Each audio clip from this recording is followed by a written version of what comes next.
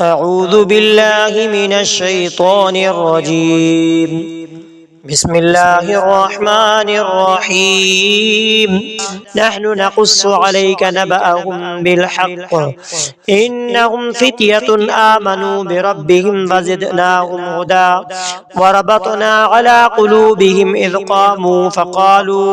فقالوا ربنا رب السماوات والأرض لن ندعو من دونه إلها لقد قلنا إذا شططا هؤلاء قوم اتخذوا من دونه آلهة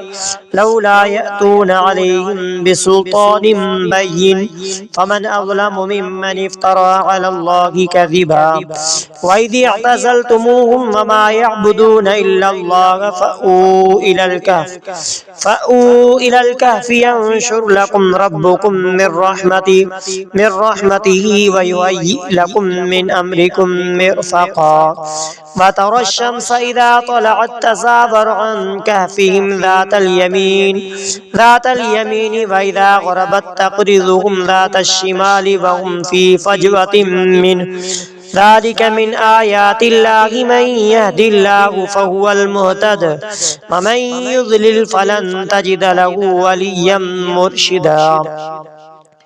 وتحسبهم أيقاظا وهم رقود ونقلبهم ذات اليمين وذات الشمال وكلبهم باسط ذراعيه بالوصيد لو اطلعت عليهم لوليت منهم فرارا ولملئت منهم رعبا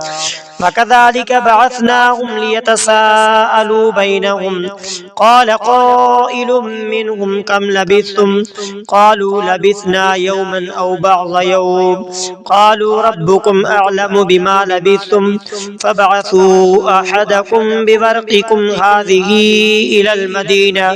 إلى المدينة فلينظر أيها أزكى طعاما فليأتكم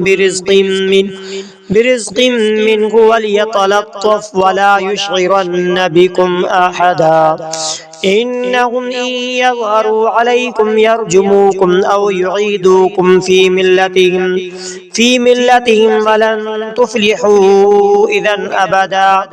وكذلك أعثرنا عليهم ليعلموا أن وعد الله حق وأن الساعة لا ريب فيها إذ يتنازعون بينهم أمرهم فقالوا بنوا عليهم بنيانا ربهم أعلم بهم قال الذين غلبوا على أمرهم لنتخذن عليهم مسجدا سيقولون ثلاثة رابعهم قلبهم ويقولون خمسة سادسهم كلبهم رجما بالغيب ويقولون سبعة وثامنهم قلبهم قل ربي أعلم بعدتهم ما يعلمهم إلا قليل فلا تمار فيهم إلا مراء ظاهرا ولا تستفت فيهم منهم أحدا صدق الله العظيم.